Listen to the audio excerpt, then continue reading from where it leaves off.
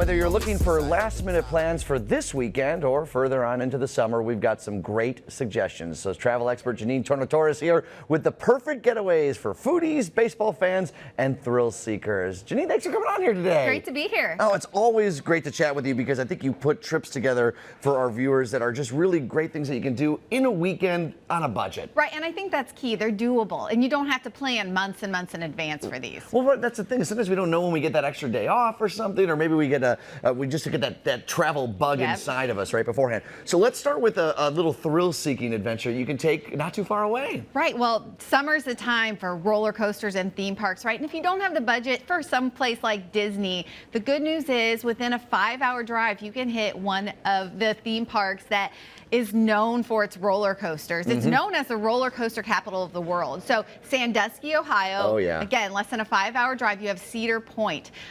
This place is amazing. It overlooks Lake Erie, so you have these really cool vantage points from high up on the roller coasters. There's over 70 rides, great for thrill seekers, but also great for families and kids. There's plenty to do here. They even have their own beachside resort. They have a water park. $50 a day to get in for adults, $45 for kids and seniors. So that's really affordable. I found hotels on booking.com from $120 a night in the area.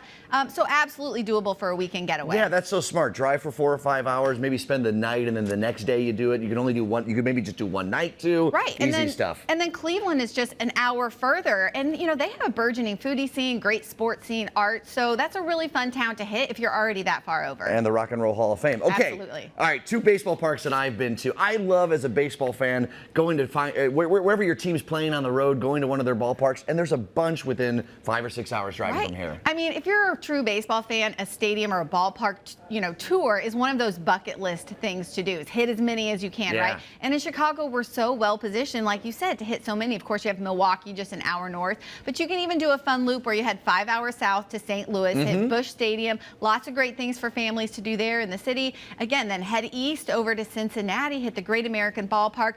The great thing is both of these ballparks are right downtown in the heart of the city, so hotels within walking distance, lots of fun restaurants and things to do right around those areas. And again, I found hotels on booking.com in St. Louis, 4-star properties from $122 a night, in Cincinnati from $157 in the month of July. So in the heart of summer, you're still getting some great rates under $200 a night. And if you can go watch the Cardinals lose, that is just worth the price of admission, right? Of course, absolutely. And the Cincinnati Reds, I got to say, Cincinnati's a gorgeous city.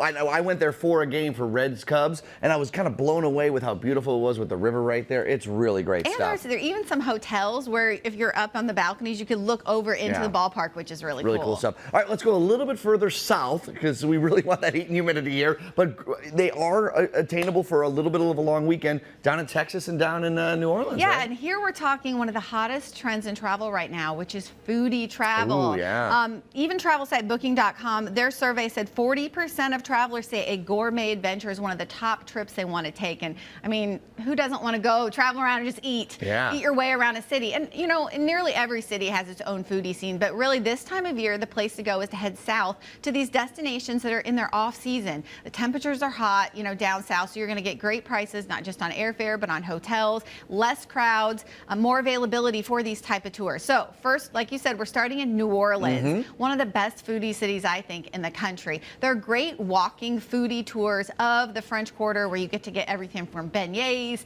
to the great Creole dishes. So that's a really great one. And I also love Austin, Texas this time of year.